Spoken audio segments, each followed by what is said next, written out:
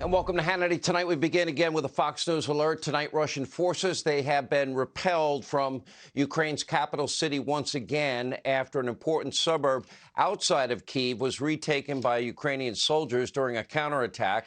Meanwhile, the besieged city we've been telling you about, Mariupol, continues to hold out tonight despite horrific conditions on the ground. There are reports, and President Zelensky is out there saying this entire city has been decimated. The rest of Ukraine remains in a virtual standstill. And this as reports emerge that Russian soldiers are now running short on food and gas and other basic supplies. We could always hope, as thousands, sadly, of casualties mount. Vladimir Putin's invasion is not going as planned, and now many Western officials fear the worst, including potential biological and chemical weapons attacks. Now, we got to stop right here because Vladimir Putin keeps making nuclear threats, chemical weapons of threats, bioweapon threats. Joe Biden and all of our NATO allies need to stop cowering at the words of Vladimir Putin. He makes a threat and you bubble and fizz like Alka-Seltzer in water. In other words, you're being intimidated. You're allowing yourself to be intimidated and you're acting and looking kind of gutless. Lead all of our allies, Joey, and strongly tell Putin that you're all united. And if he does cross that line, and it's a chemical, biological, or God forbid, nuclear attack, God forbid any of these attacks, he will be met with a response 10 times worse for him. Do we want that? Of course we don't want that. His troops and Russia will then be in the crosshairs if he crosses that line where NATO nations are impacted. Whatever you say, you need to do. So know that fact, too. Now, because Putin's spokesperson won't rule out even the use of nuclear weapons, well, take a look for yourself. President Putin has laid that card on the table. President Putin said that if anybody tries to stop him, very bad things will happen. And I want to know whether you are convinced or confident that your boss will not use that option. Well, we have a concept of domestic security. And, well, it's public. You can read all the reasons for nuclear arms to be used. So if it is an existential threat for our country, then it can be used in accordance with our concept. Now, obviously, it has to be taken very seriously. Vladimir Putin is backed into a corner. He's been embarrassed on the world stage. He's anxious, clearly paranoid, angry. God only knows what he'll do next. He's had no problem killing innocent men, women, and children.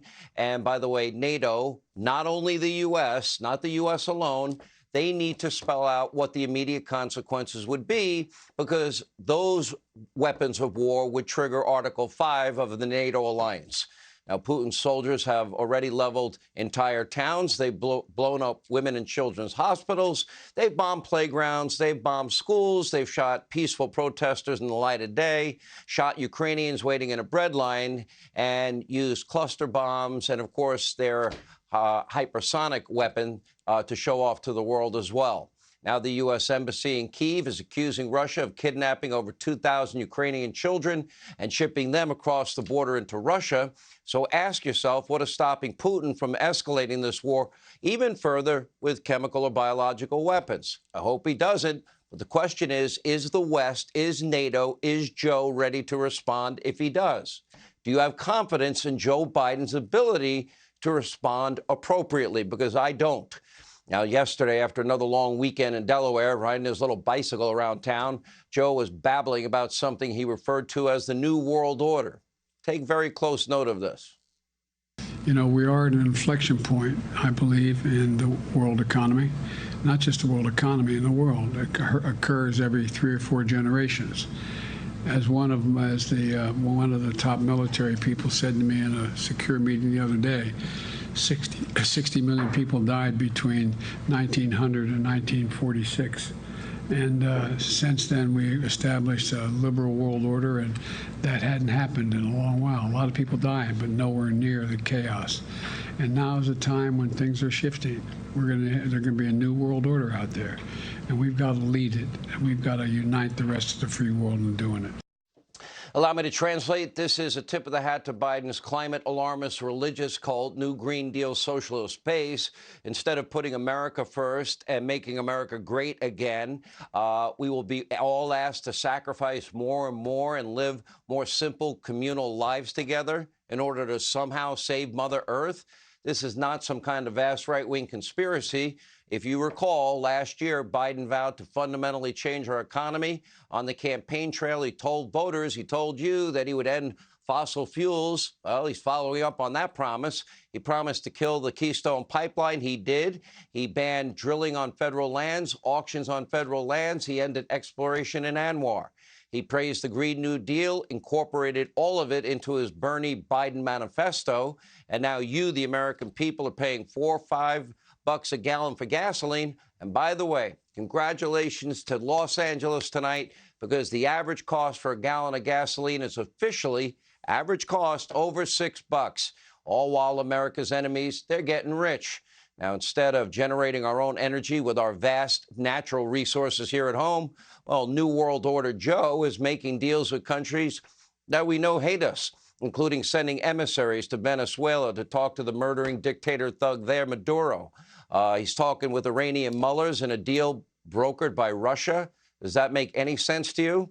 The result is a compromised national security. And what do we have? A 40-year inflation high. Great job, Joe. Now, if you're not on board, then you're likely probably are one of those evil capitalists that believe in the word profit, and you probably want dirty air and dirty water, and you want children to die, and you want some Republican to throw your grandmother or grandfather in a wheelchair over the cliff. That's Biden's New World Order. If you're an enemy of America, let's sit down and make a deal that's horrible for America. We sacrifice for the planet Earth, while China, India, Iran, OPEC, Russia, and all the other countries that hate our guts, they carry on with business as usual. Joe drives up the cost of a barrel of oil, and they're making billions. This is what America last policies look like. And by the way, in addition to making us less safe, less secure, less prosperous, it's also a huge scam. Clean energy, great idea. But at this point in time, windmills, solar plants, solar panels, they are not capable of powering this country.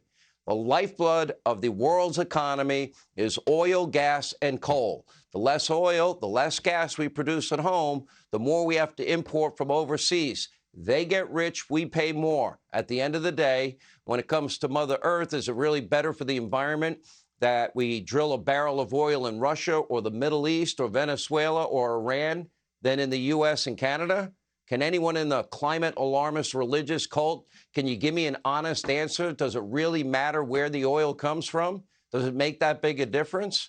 Because it's in our best national security interest to drill here, drill now, because every American will save money. It's good for our national security. It'll create great jobs, high-paying career jobs in the energy sector. Also, when you look at all the other benefits, it would drop inflation dramatically in this country. And on the other end of it, if we can even produce more and be a net exporter of energy like we were under Donald Trump, we could help out our Western European and NATO allies.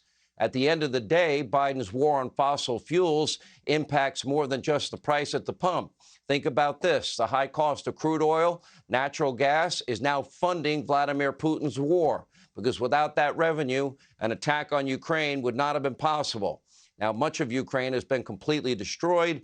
Thousands of innocent people have died. Millions of lives have been upended, likely forever. And sadly, the situation in Ukraine will get worse before it does get ever has a chance of getting better. Hey, Sean Hannity here. Hey, click here to subscribe to Fox News YouTube page and catch our hottest interviews and most compelling analysis. You will not get it anywhere else.